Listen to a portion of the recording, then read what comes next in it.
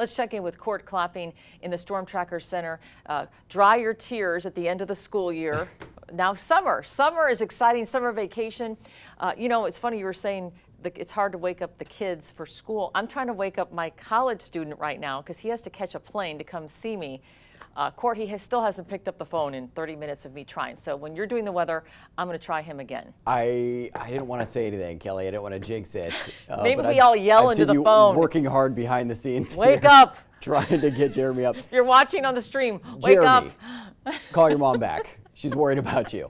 Now, as we're getting into that last day of the school year for those kids, it's going to be another good day to make sure that they've got plenty of extra water and they're dressed for the heat. That means loose-fitting, light-colored clothing, shorts, flip-flops, t-shirts, all great ideas for today. But as we transition from today in towards this weekend, it's going to be a big drop in temperatures. Tomorrow we're going to be fairly warm still, but it is cooler and we'll have more clouds overhead. And then we see a sharp drop in temperatures and the decent chance for wet weather this weekend. So we go from flip-flops and shorts today to closed-toed shoes and umbrellas as we head into that weekend forecast. And getting a look at how we're starting off the day, 60s to low 70s right now in the valley. The clouds that have been blanketing Northern California trapped in the heat nicely, leaving us with a cozy start to your morning. We're in the 50s to 60s in the foothills and 40s to 50s in our mountain zones right now. Winds are out of the east to around 6 miles an hour, so not all that strong this morning. We'll see south winds in the 10 to 15 mile an hour range for most of us today, getting a little bit gustier by 5 p.m. So if you're heading out to the Thursday night market in Chico, it's going to be a little bit breezy this evening. A little bit of an uptick in those gusts up to 30 miles an hour briefly out of the west this evening, resulting in moderate to elevated fire danger for a brief period of time. And then those winds diminish tonight. We're left with light south winds on the way for most of tomorrow, and then breezy south winds tomorrow afternoon through early Saturday. And then through the weekend, it's just periods of breezy south winds expected as we have that wet system impacting our weather pattern. What we're seeing overhead this morning, clouds continuing to drape across our region, but they're progressing off to our east right now, and we're left with some clearing.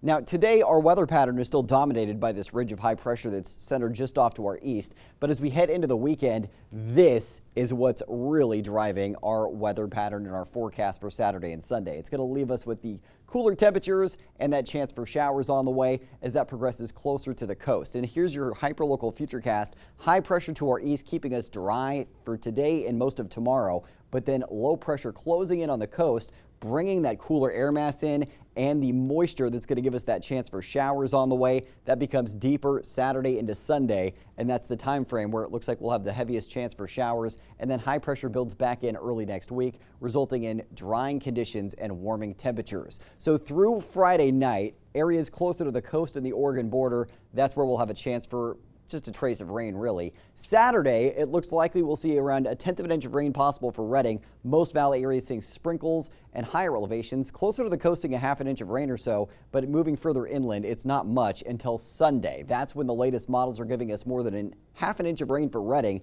up to 2/10 of an inch for Chico, and around 1/3 of an inch for Orville. Higher elevations closer to the coast over 1 inch possible, with 1/2 inch to 1 inch of rain possible in the northern Sierra and southern Cascades. This is great news for the first weekend of June.